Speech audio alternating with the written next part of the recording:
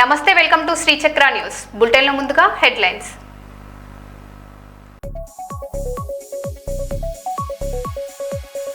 శంషాబాద్ బహదూర్ గూడలో భూ వివాదం ఉద్రిక్తం. భూముల స్వాధీనంపై గ్రామస్తులు పోలీసుల మధ్య ఉద్రిక్తత.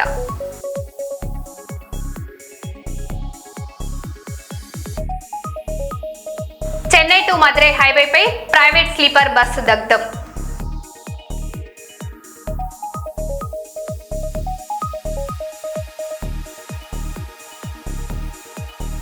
అలిపిరి నడక మార్గంలో తిరుమలకు అన్నా లెజినివో. పవన్ కళ్యాణ్ ఆరోగ్యం కోసం మొక్కు తీర్చుకున్న సతీమణి.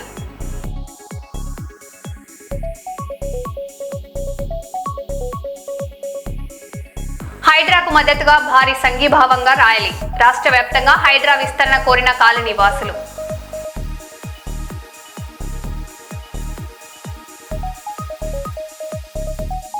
గుంటూరులో మహిళపై దాడి ఘటన కలకలం. సీసీటీవీ దృశ్యాలు వైరల్. కేసు నమోదు చేసి దర్యాప్తు చేపట్టిన పోలీసులు.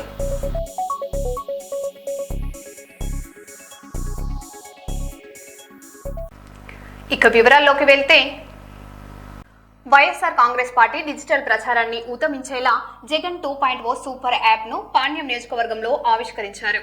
నంద్యాల జిల్లా వైఎస్ఆర్సీపీ అధ్యక్షుడు మాజీ ఎమ్మెల్యే కాటసాని రాంభూపాల్ రెడ్డి యాప్ ను ప్రారంభించి కార్యకర్తలకు దాని వినియోగంపై అవగాహన కల్పించారు. పార్టీ కార్యక్రమాలు, ప్రజా సమస్యలు, ప్రభుత్వ వైఫల్యాలను వేగంగా ప్రజల్లోకి తీసుకెళ్లడంలో ఈ యాప్ కీలక పాత్ర పోషిస్తుందని ఆయన అన్నారు. ప్రతి కార్యకర్త యాప్ ను డౌన్లోడ్ చేసుకుని ప్రజలతో మరింత సమర్థవంతంగా అనుసంధానం కావాలని పిలుపునిచ్చారు.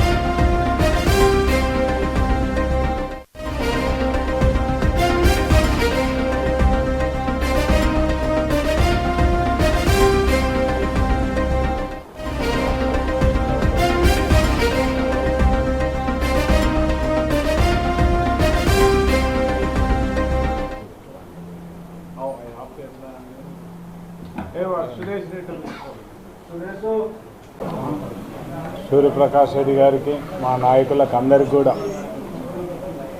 ఇక్కడికి వచ్చిన పత్రికా విలేకరులకు అందరికీ కూడా నా ఉదయపూర్వక నమస్కారం. నిన్న నంద్యాల జిల్లా తరఫున జగన్మోహన్ రెడ్డి 2.0 సూపర్ యాప్ను నిన్న ఓపెన్ చేయడం జరిగింది. ఈరోజు నియోజకవర్గ స్థాయిలో ప్రతి ఒక్క నియోజకవర్గంలో ఈరోజు జగన్మోహన్ రెడ్డి గారి 2.0 సూపర్ యాప్ ఈరోజు నియోజకవర్గాల స్థాయిలో ఈరోజు ఓపెన్ చేయడం జరుగుతుంది. ఈ యాప్ యొక్క ముఖ్య ఉద్దేశం పార్టీలో ఉండే ప్రతి ఒక్క కార్యకర్త కూడా నాయకులతో అనుసంధానము, దాంతోపాటు నాయకులకి ఏదైనా ఇబ్బందిని, కార్యకర్తలకు ఇబ్బంది జరిగినా, ఇప్పుడుండే తెలుగుదేశం ప్రభుత్వంలో ఏ చిన్న పోస్ట్ పెట్టినా కూడా తీసేయడం, వాళ్ళ మీద ప్రాబ్లం క్రియేట్ చేసే పరిస్థితి చూడడం జరుగుతుంది. ఇంకా దాంతోపాటు పోలీసులు కూడా తెలుగుదేశం నాయకులు చేసిన దానిని మాత్రం కేసులు పెట్టడానికి కూడా వెనకాడే పరిస్థితి. మన వాళ్ళకు సంబంధం లేకపోయినా కూడా తెలుగుదేశం వాళ్ళు ఫస్ట్ తప్పు చేసాం, మళ్ళీ మన వాళ్ళు ఏదైనా చేస్తే మాత్రం తెలుగుదేశం వాళ్ళ మీద కేసు లేకుండా మన వాళ్ళ మీద కేసు పెట్టే పరిస్థితి ఈరోజు పోలీస్ స్టేషన్లో చూడడం జరుగుతుంది. అంటే ఈ పోలీసుల హరాస్మెంట్ కానీ లేకుంటే ఏదైనా మన కార్యకర్తలకు ఇబ్బంది జరిగితే ఇవన్నీ కూడా డైరెక్ట్గా ఒక యాప్ పెట్టి యాప్లన్నీ తీసుకొని వస్తే ప్రతి ఒక్క కార్యకర్తకు కూడా భరోసా ఇచ్చే విధంగా ప్రతి ఒక్క నాయకుడిని కూడా అంటే జగన్మోహన్ రెడ్డి డైరెక్ట్గా ఇది పార్టీ నుంచే జరపడం, పార్టీ నుంచే ఈ యాప్ పెట్టడం జరుగుతుంది. కాబట్టి ప్రతి ఒక్క విషయం కూడా పార్టీ తరఫున పార్టీకి తెలిసే విధంగా ఏ కార్యకర్త ఏ విధంగా ఇబ్బంది పడుతున్నారు, ఏ విధంగా వాళ్ళకు నష్టం జరుగుతుంది, దాన్ని ఏ విధంగా మనం వాళ్ళకు సపోర్ట్ చేయడానికి అవకాశం ఉంటుంది. దాంతోపాటు ఏ కార్యకర్తకు కూడా మనం ఏ విధంగా అండగా ఉండాలనే ఉద్దేశంతోనే మా నాయకుడు జగన్మోహన్ రెడ్డి గారు 2.0 ఈ సూపర్ యాప్ను ఓపెన్ చేయడం జరిగింది. మన వాళ్ళందరూ కూడా కార్యకర్తలు నాయకులందరినీ కూడా కోరేది ఒకటే, ఈ సూపర్ యాప్ను ప్రతి ఒక్కరు కూడా ఉపయోగించుకోవాలి. మనకు ఈ డిజిటల్ ఎందుకు మనం డిజిటల్ పెట్టాలనుకుంటున్నామంటే మనం ఏం పెట్టినా కూడా వాళ్ళ యాప్లో డిలీట్ చేసే పరిస్థితి. మన సొంత యాప్ కాదు కాబట్టి, ఇది మన సొంత యాప్ కాబట్టి మనకు ఏం జరిగిన అన్యాయాన్ని కూడా మనకు రేపొద్దున రాబోయే ఫ్యూచర్లో కూడా మనకి ఇది అన్యాయం జరిగింది, ఎవరు మనకు అన్యాయం చేసినారనేది కూడా మనం చూసుకోవడానికి ఉంటుంది. మళ్ళీ 2-3 సంవత్సరాల తర్వాత తెలుగుదేశం నాయకులే మనకు నేర్పడం జరుగుతుంది. ఎప్పుడో పాత కేసులు తీసుకొని వచ్చి ఈ రోజులు ఏ ఆఫీసర్లు ఏం చేసినారు ఏం కూడా వాళ్ళ మీద యాక్షన్ తీసుకుని అంటే వాళ్ళను ఒక విధంగా అంటే ఇప్పుడు మనం చూస్తున్నాం అన్నీ కూడా రేపు పొద్దున కూడా ఈ ఎవరెవరైతే అన్యాయం చేస్తున్నారో, ఎవరైతే మన కార్యకర్తలను ఇబ్బంది పెడుతున్నారో, ఎవరికైతే మనకు అన్యాయం జరుగుతుందో ఖచ్చితంగా 2 సంవత్సరాలు మళ్ళా తర్వాత ఈ తెలుగుదేశం నాయకులే నేర్పినారు. కాబట్టి మీరు ఎవరి మీద కూడా 4 సంవత్సరాల తర్వాత 5 సంవత్సరాలు కేసులు పెట్టచ్చని వాళ్ళే నేర్పినారు. దీన్ని కూడా ఒక్కసారి ఒకటి చేసి చూపిస్తే అది కూడా మన మీదకి వస్తుంది అనే దానికి ప్రతి ఒక్క రాజకీయ నాయకుడు కూడా ఆలోచన చూడాల్సిన పరిస్థితి ఉంది. ఖచ్చితంగా ఈ యాప్ను మన వాళ్ళందరికీ కూడా కోరేది ఏమంటే ఈ 2 సంవత్సరాల్లో మనల్ని ఎంత ఇబ్బంది అయినా కూడా ముఖ్యంగా మా నాయకులను కార్యకర్తలను అందరినీ కూడా ఒప్పుకోవాలి. నష్టానికి అయినా కష్టానికైనా ఒప్పుకొని పార్టీని వదిలిపెట్టకుండా ఎంత ఇబ్బంది ఉన్నా కూడా నష్టంతో పాటు నష్టాన్ని కూడా లెక్క పెట్టకుండా మా జగన్మోహన్ రెడ్డి నాయకత్వాన్ని పార్టీని వదిలిపెట్టకుండా ఇక్కడ ఉండే మా నాయకులందరినీ కూడా ఎవరెవరైతే ఉండారో అటువంటి వాళ్ళకందరికి కూడా గట్టిగా ఉండే నాయకులందరికీ కూడా నేను వాళ్ళకందరికీ కూడా నా ఉదయపూర్వక కృతజ్ఞతలు తెలియజేస్తున్నాను. అటువంటి ఎవరెవరికైతే ఇప్పుడు ఈ 2 సంవత్సరాలు అయితేనే కానీ ఇంకా రాబోయే కాలంలో ఎవరికైనా ఇబ్బందులను కూడా ఖచ్చితంగా వాళ్ళ కష్టాన్ని వాళ్ళకి ఇబ్బందులతో గుర్తించేతో పాటు వాళ్ళ కష్టాన్ని కూడా పార్టీకి కష్టపడి పనిచేసేటోళ్ళకు కూడా ఖచ్చితంగా వాళ్ళ కష్టాన్ని గుర్తిస్తాం. వాళ్ళకి ఇంతకుముందు ఏదన్నా మనం చాలా మందిలో మన నాయకుల్లో కార్యకర్తల్లో అసంతృప్తిని మేము పోయిన 5 ఏళ్లలో మాకు ఏం లేదనేది ఈసారి మాత్రం అటువంటిది లేనే లేదు. కష్టపడి పనిచేసిన ప్రతి ఒక్క కార్యకర్తకు కూడా న్యాయం చేస్తాం. ఏదో పైన మళ్ళీ అధికారం వచ్చిన దగ్గర మన దగ్గరకు వచ్చి ట్రూత్ పాలిసీ మాటలు మాట్లాడే నాయకులు ఎవరిని కూడా దగ్గరికి రానిచ్చే ప్రసక్తే లేనే లేదు. పోయినసారి ఏదైనా జరిగింది ఈసారి మాత్రం అటువంటిది ఏం లేదు. కష్టపడి పనిచేసిన కార్యకర్తకు మేము అండగా ఉంటాం. మన వాళ్ళు కూడా కార్యకర్తలు అందరూ కూడా ధైర్యంగా ఉండాలి. మనం అన్ని విధాల కార్యకర్తలకు మనం అన్ని విధాల సపోర్ట్ ఉంటాం. మనం కొన్ని ఎగ్జాంపుల్ చూసుకుంటున్నాం. ఇప్పుడు మనకు బస్సుపాటు చూసుకుంటే అదే పరిస్థితి, సంబంధం లేదని కూడా పేపర్లతో మాట్లాడే పరిస్థితి ఉండడం జరుగుతుంది. ఇంకా ఓరకల్లు ఇండస్ట్రీలు వస్తున్నాయి. ఇండస్ట్రీలో తెలుగుదేశం వారు తప్ప ఇంకెవరు ఉద్యోగాలు చేయడానికి లేదు, వాళ్ళు తప్ప ఎవరు కాంట్రాక్టులు చేయడానికి లేదు. ఇవన్నీ కూడా ఒక్కసారి వాళ్ళకు కూడా ఇండస్ట్రీ వాళ్ళకు కూడా చెప్పడం జరిగింది. మీరు ఒక్కరినే గేటు చూసుకుంటే మీకే రాబోయే కాలంలో మీకే ఇబ్బంది అయిపోతుంది. ఎక్కడైనా ఏ ఇండస్ట్రీ అయినా కూడా అందరినీ కలుపుకొని పోయి అందరికి కూడా న్యాయం జరుగుతూనే ఇండస్ట్రీస్ బాగుంటాయి తప్ప ఏదో ఇంకొకరు చెప్తే ఇంకొకరికే అనుకుంటే మాత్రం మీకే ఇబ్బంది అయిపోతుందని చెప్పడం జరిగింది. ఎక్కడైనా కూడా ఇండస్ట్రీస్ ఏరియాలో ఒకటే ఉండదు. ముందు అన్నిటికంటే ముందు ఏ ఏ రైతు భూమి నష్టపోయినాడో వాళ్ళంటే చదువుకునేటలో వాళ్ళకి ఫస్ట్ ప్రియారిటీ ఇవ్వాలి.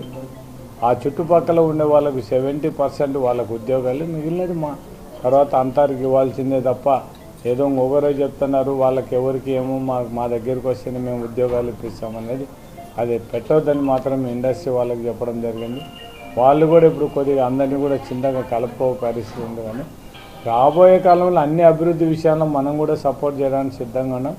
దాంతోపాటు అధికారులందరినీ కూడా కోరేది ఒకటే, మీరు మాత్రం ఏదో అధికారం ఉందని చెప్పి వాళ్ళు ఇష్టం వచ్చిన చేసి మాత్రం రాబోయే కాలంలో మీరు ఒక్కసారి ఆలోచించని కూడా అధికారులకు విజ్ఞప్తి చేసి మా నాయకులను కార్యకర్తలందరినీ కూడా మనం మీకు అందరికి కూడా మన నాయకునితో పాటు దాంతోపాటు మనం అందరం కూడా ప్రతి ఒక్క కార్యకర్త కూడా ప్రతి ఒక్క నాయకునికి కార్యకర్త కూడా అనుసంధానం ఖచ్చితంగా టచ్చింగ్లో ఉండాలనే ఉద్దేశంతో ప్రతి ఒక్క కార్యక్రమం మనం పార్టీ జరిగే కార్యక్రమాలన్నీ కూడా ప్రతి ఒక్క కార్యకర్త కూడా చేరడానికి, వాళ్ళు కూడా తెలుసుకోవడానికి, ఏ కార్యకర్త అయినా ఇబ్బంది జరిగినది కూడా డైరెక్ట్గా నాయకులకు కానీ మొత్తం మన పార్టీ అధిష్టానం తెలిసడానికి కూడా ఈ యాప్ ఖచ్చితంగా ఉపయోగపడుతుంది. ప్రతి ఒక్కరు కూడా మన ఇక్కడికి వచ్చిన వాళ్ళందరూ మన కార్యకర్తలు కూడా ఈ యాప్ను డౌన్లోడ్ చేయాలని కోరుకుంటూ మన అందరం కూడా పార్టీ కోసం మన నాయకుడు మళ్ళా జగన్మోహన్ రెడ్డి 2029లో ముఖ్యమంత్రి కావడానికి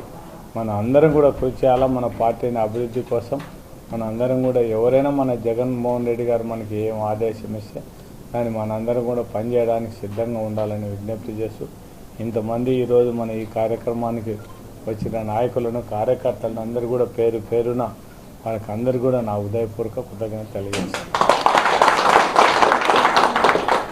నువ్వు మాట్లాడతావా? ఆయన మాట్లాడు.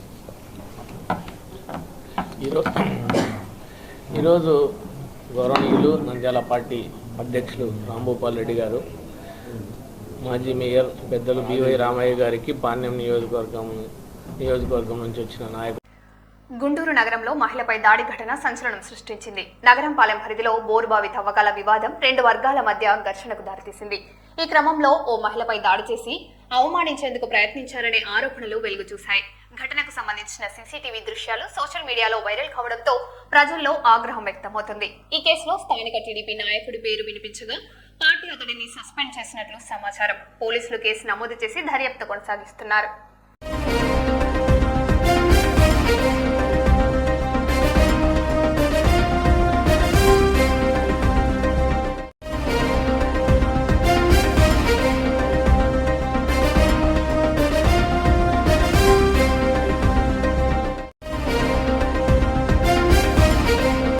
కర్నూలు జిల్లాలోని పెద్దటేకూరు గ్రామం సమీప హైవేపై జరిగిన రోడ్డు ప్రమాదం విషాదాన్ని మిగిల్చింది.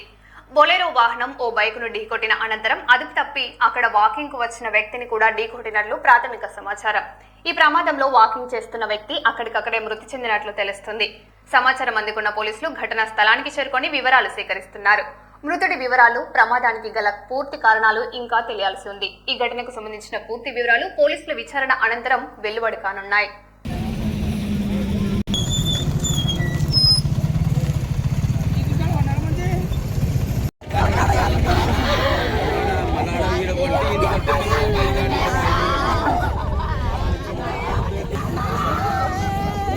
ఆమె అత్త, ఈమె భార్య.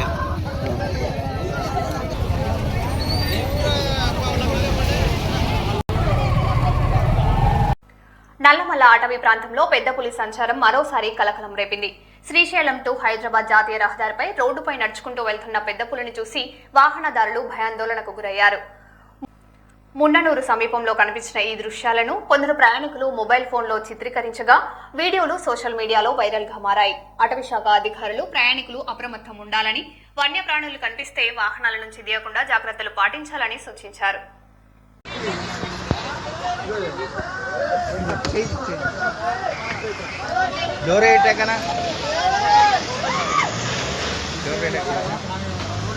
శివన ఎట్లుంది? పరిస్థితి ఏం కావాలి?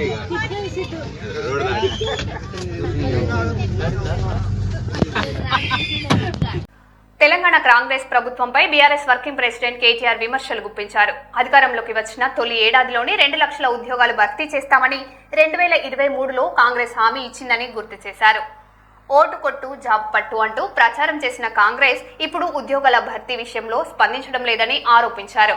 జాబ్ క్యాలెండర్ అమలు చేయకుండా ప్రజలను నిరాశపరిచిందని, ప్రభుత్వం తన హామీలను నెరవేర్చాలని కేటీఆర్ డిమాండ్ చేశారు.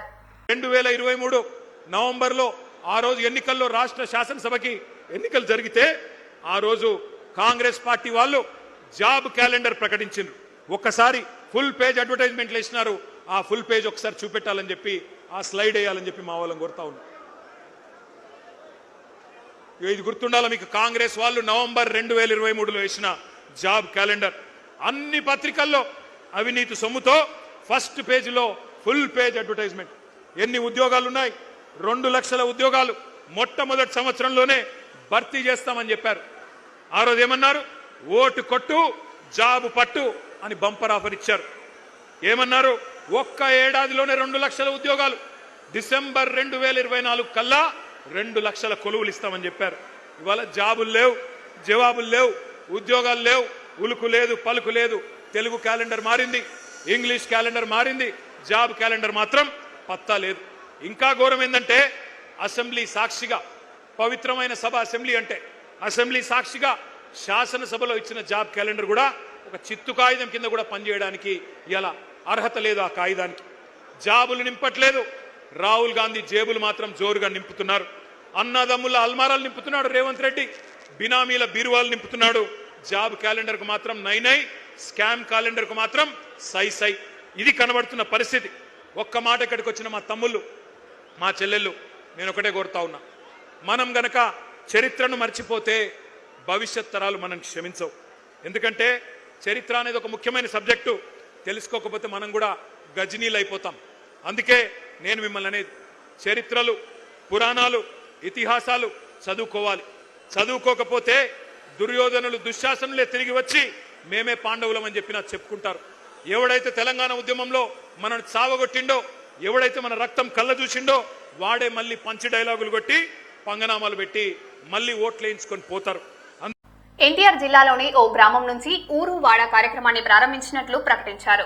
తిరుపతిలో నిర్వహించిన రావ్ ఎన్టీఆర్ సమావేశంలో ఈ మేరకు వెల్లడించారు. గ్రామంలో ఎన్నాళ్లుగానో పెండింగ్ లో ఉన్న సమస్యలను గుర్తించి వాటి పరిష్కారంపైనే ప్రధానంగా దృష్టి సారిస్తామని తెలిపారు. ప్రజలతో నేరుగా మమేకమై స్థానిక సమస్యలను పరిష్కారం చూపే లక్ష్యంతో ఈ కార్యక్రమాన్ని చేపడుతున్నట్లు పేర్కొన్నారు. ఒక సినిమా ఆడియో ఫంక్షన్ వేదిక మీద మా నందమూరి తారక రామారావు గారు ఒక మాట అన్నాడు, అభిమానాన్ని వృధా చేయకండి, 10 మందికి ఉపయోగపడే పనులు చేయండి. ఆయనకి తెలియకుండా ఆయన నాటిన ఒక విత్తనం ఇవాళ పెరిగి పెరిగి పెరిగి పెరిగి ఒక వటవృక్షంగా మారింది. కానీ కొందరు ఆయన నాటిన విత్తనాన్నే ఆయన చెప్తూ మాటలు చెప్తూ వస్తూ పెరుగుతున్న చెట్టునే వాళ్ళు అనుమానించే పరిస్థితికి వచ్చేసింది వాళ్ళు.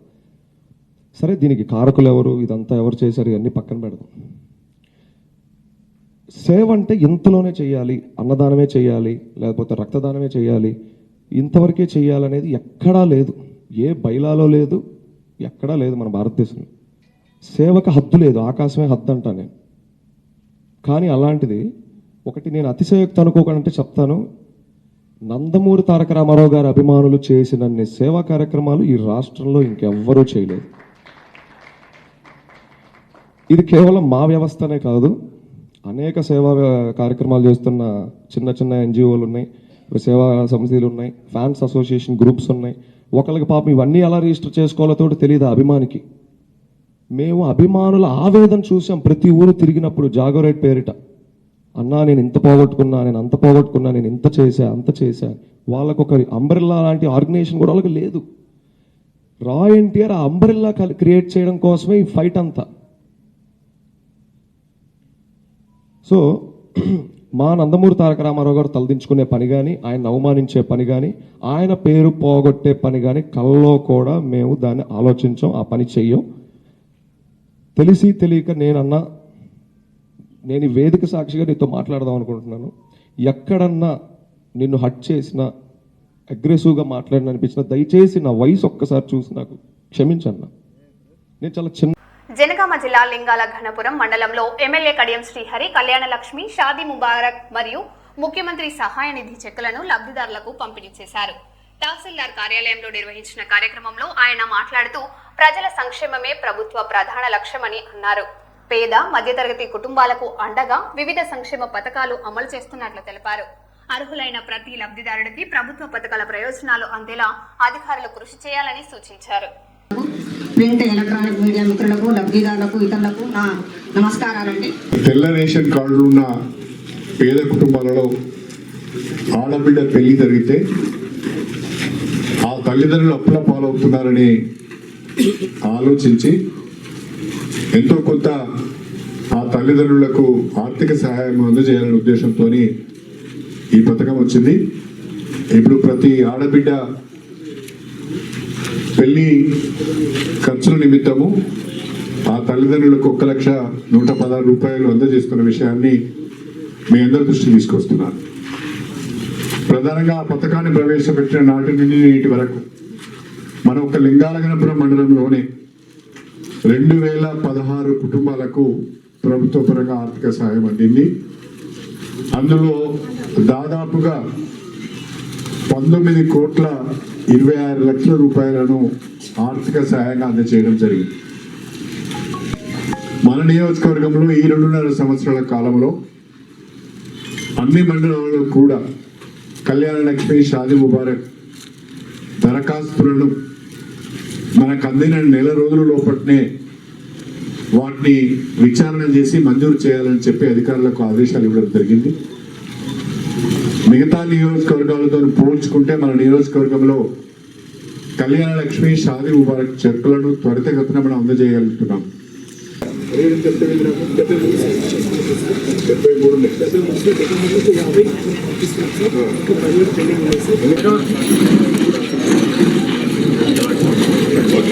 అలాగే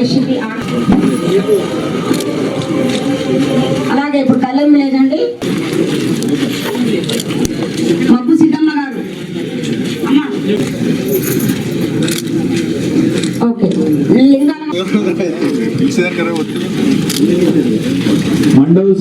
ఈ నెల 25వ తేదీన అస్పరి మండల కేంద్రంలో సంజీవని కార్యక్రమాన్ని రాష్ట్ర ముఖ్యమంత్రి వర్యులు ప్రారంభించనున్న సందర్భంగా అస్పరి మండల కేంద్రంలోని ప్రాథమిక ఆరోగ్య కేంద్రంను పరిశీలన చేసి ఏర్పాట్లపై అధికారులకు సూచనలు ఇస్తున్న జిల్లా కలెక్టర్ డాక్టర్ ఏసిడి.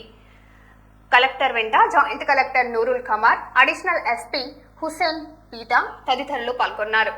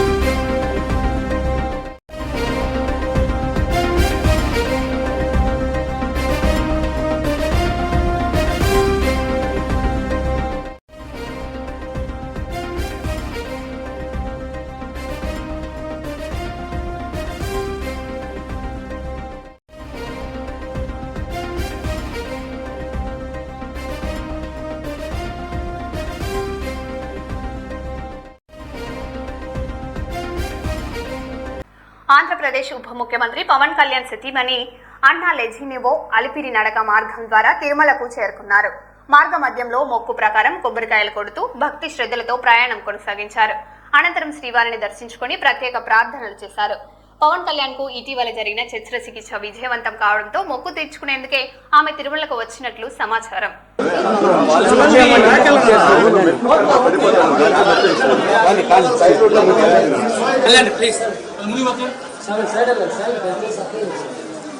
కదా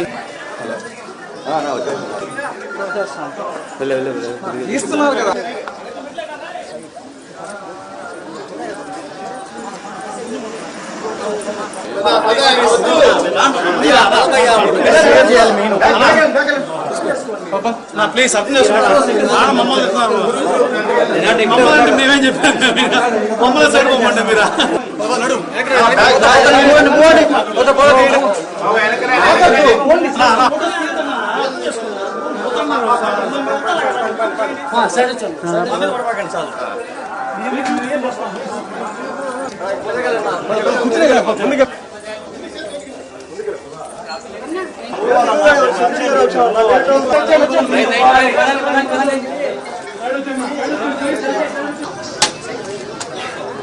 నా ఫోన్ ఫోన్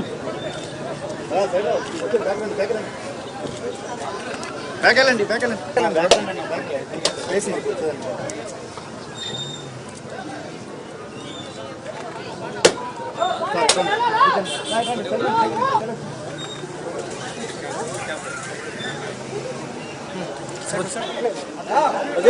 అదే ఫ్రెండ్ రా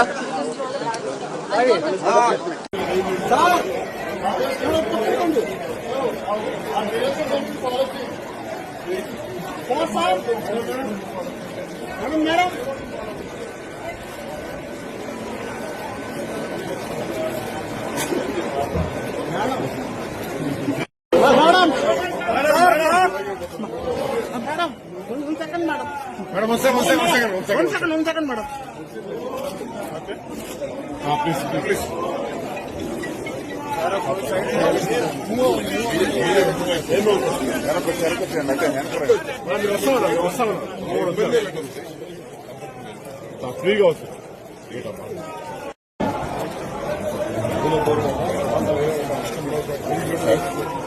మేడం టెంపుల్ బ్యాక్గ్రౌండ్ మేడం ఒక్క photo one photo madam temple background madam madam Shiva madam madam one second temple background madam madam one second madam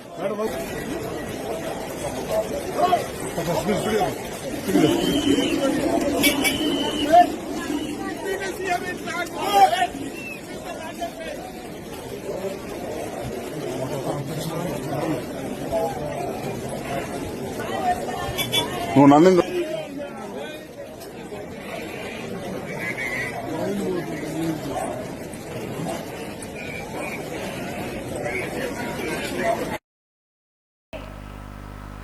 మరో బులెటిన్లో మళ్ళీ కలుద్దాం. Stay tune.